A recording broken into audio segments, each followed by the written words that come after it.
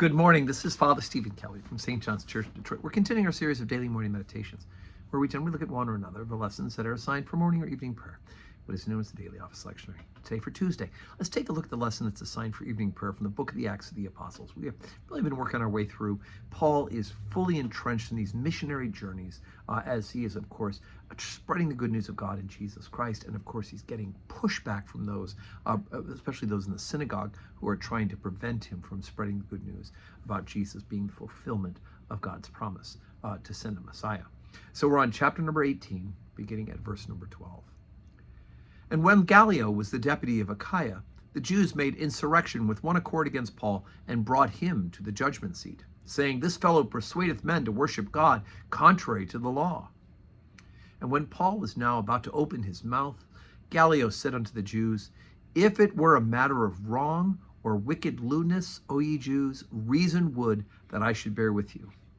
But if it be a question of words and names and of your law, look ye to it. For I will be no judge of such matters."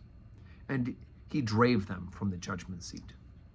Then all the Greeks took Sosthenes, the chief ruler of the synagogue, and beat him before the judgment seat.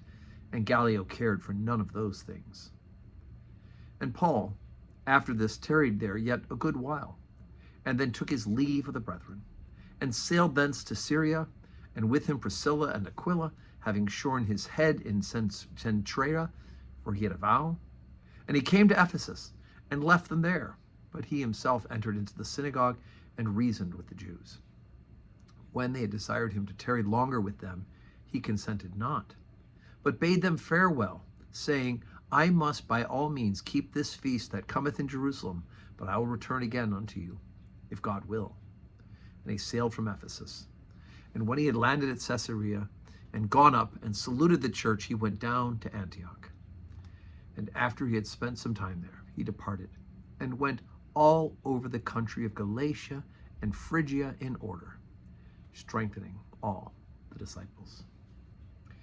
Okay, so it's interesting. At the beginning of this, you have, once again, the Jews are trying to drag Paul before the secular authorities in order to say that he's somehow causing a disturbance with the disputes of these theological things. Of course, the disturbance is that they don't want to receive the good news of God in Jesus Christ.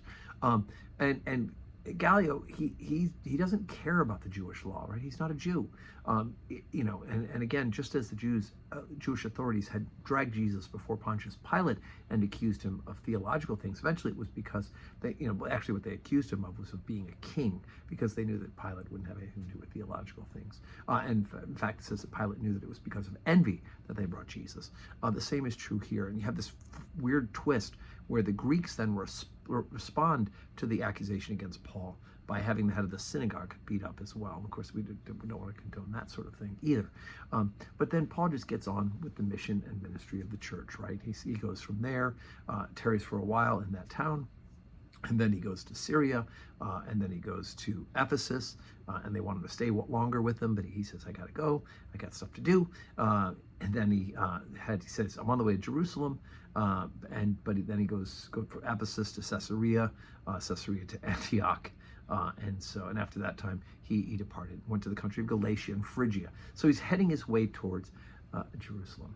And we know ultimately that Paul's missionary journeys and eventual arrest will take him to Rome, which is his ultimate destination and the place of his death. So anyway, so it's kind of fun to follow the adventure. And as a matter of fact, if you have a good Bible, let me slide back here a second. Oh, I see my messy desk.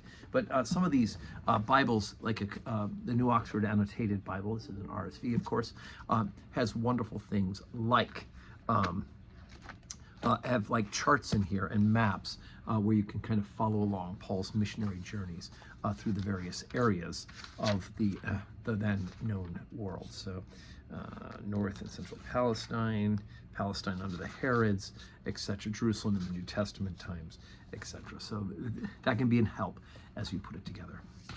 So today's Tuesday, 12:15 Holy Communion, 4 o'clock evening prayer. Hope you can join us.